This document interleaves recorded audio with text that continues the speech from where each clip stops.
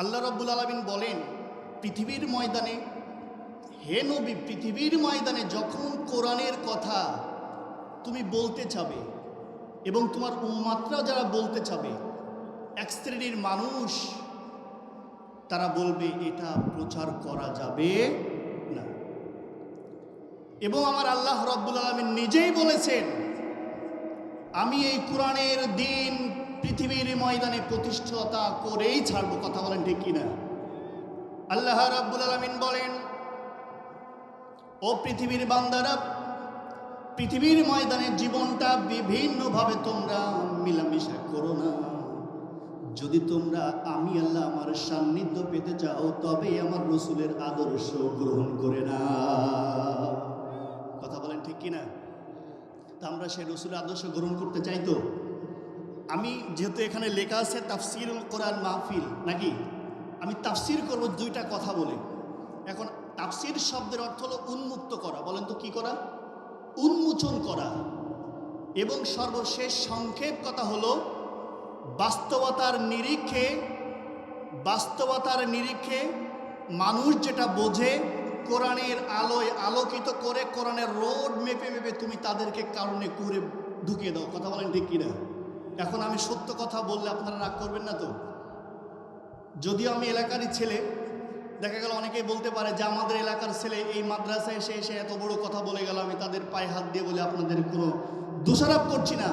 যদি আপনি মুসলমান হয়ে থাকেন, যদি কোরআন মেনে থাকেন, তাহলে আপনাকে এই কথা শুনতেই হবে, মানতেই হবে। কথা বলেন ঠিক কিনা? সামিআনা ওয়া তাআনা, আমি কোরআন থেকে যেটা বলবো সেটা শোনাও লাগবে, মানাও লাগবে। কথা বলেন ঠিক কিনা?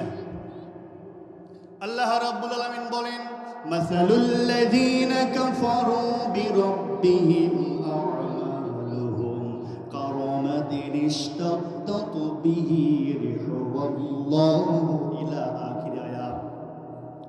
আল্লাহ রাব্বুল আলামিন বলেন, হে পৃথিবীর বান্দারা শুনে রাখো, যদি তোমরা আমার আইনটাকে মেনে না নাও, তাহলে তোমাদের দৃষ্টি এমন হবে, তাও তোমরা আমার কোরআন থেকে, রসুলের ওহী থেকে তোমরা শুনে নাও, আমি আল্লাহ রাব্বুল আলামিন যে ওহী পাঠিয়েছে আমার বিশ্ব নবীর পরে বন্ধুর উপরে, সেই ওহীটা কি শোনো। আল্লাহ রাব্বুল আলামিন বলেন, পরিষ্কার করে দেন, এই পৃথিবীর ময়দানে যারা কোরআনের কাছেও আসবে, তারা কিয়ামতের এই কঠিন ময়দানে কিন্তু জাহান্নামে চলে যাবে। কথা বলেন ঠিক কিনা? এই পৃথিবীর ময়দানে যে হাজি হয়েছে সেও জাহান্নামে যাবে, যে 5 ওয়াক্ত নামাজ পড়ে সেও কিন্তু জাহান্নামে যাবে। কেন যাবে, কি কারণে যাবে, লাস্টে আমি বলে দিই। আল্লাহ রাব্বুল আলামিন বলেন, যদি পৃথিবীর ময়দানে ন্যূনতম সামান্যতম অহংকার করো, শিরিক করো, কিয়ামতের কঠিন ময়দানে কি হবে, তোমার আমল নামা কিন্তু ছায়ের ন্যায় আমি আল্লাহ পরিণত করে দেব।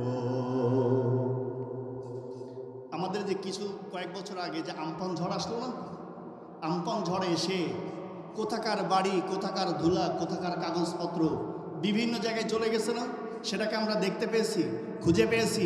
ঠিক তদরূপ কিয়ামতের এই কঠিন ময়দানে যদি এই পৃথিবীর ময়দানে আল্লাহর দেওয়া ওহী, আল্লাহর দেওয়া কোরআনের বিপক্ষে চলেন, কিয়ামতের এই কঠিন ময়দানে আপনার আমলনামা ঠিকই ধুলায় পরিণত করে দেবেন। তিনি কে?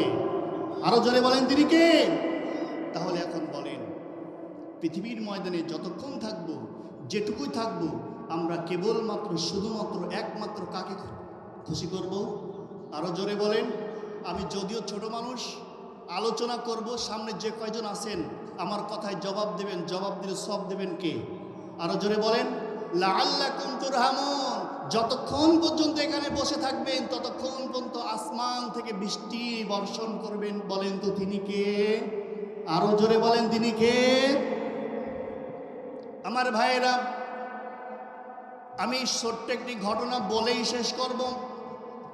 বিশ্বনবী সাল্লাল্লাহু আলাইহি সাল্লাম হঠাৎ করে তিনি দেখতে পেলেন তার কাছে জিবরিল আমিন আসলেন। জিবরিল আমিন যখন এসে বিশ্বনবীর কাছে বসলেন, বসার পরে বিশ্বনবীর সাথে বিভিন্ন কথোপকথন চলছে। ঠিকই সেই মুহূর্তে হযরতে জিবরিল আমিন বলছেন, ইয়া রাসূলুল্লাহ, শোনেন, এই পৃথিবীর ময়দানে আমার আসতে সবচাইতে কষ্টের কিছু মুহূর্ত আপনার সাথে শেয়ার করতে চাই। বিশ্ব নবী বলছেন, জিব্রাইল আমি সেই শেয়ার করো, আমি তোমার কথাগুলো আমি আর মনে শুনব।